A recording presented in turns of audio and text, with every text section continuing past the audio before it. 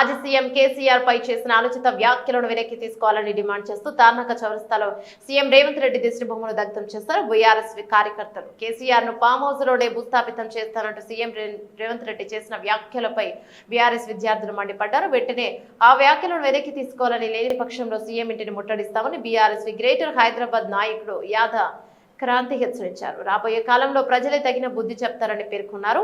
BRS greater Hyderabad నాయకుడు సాయి కుమార్, సతీష్ రెడ్డి, అభిముదిరాజ్, హేమ, వర్ధన్, హర్షిత్, రఘు, అనిల్, ప్రశాంత్ తదితరులు పాల్గొన్నారు.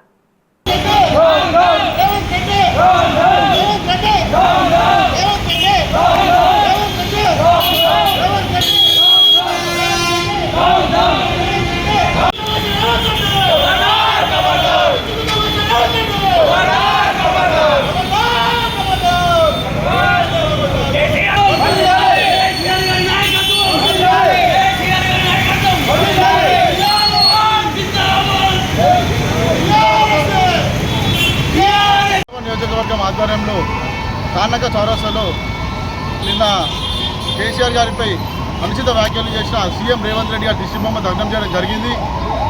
సీఎం రేవంత్ రెడ్డి గారి దిష్టిబొమ్మ దగ్ధం జరిగింది.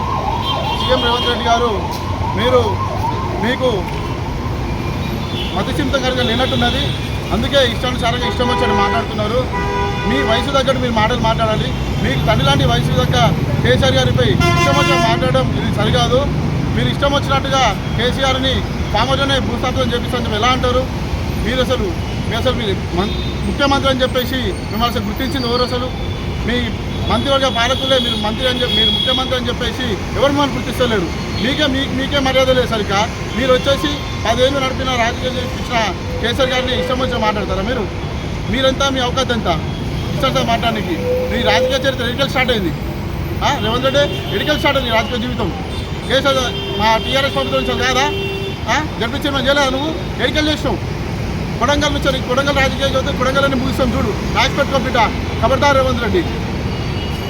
సీఎం రేవంత్ రెడ్డి ఆ సభకు పోయినాడు. ఆ సభ ఏం సభలో మరి ఆయనకే తెలియాలి. అటువంటి సభలో మరి ఒక విద్యార్థికి సంబంధించిన సభకు పోయిండు.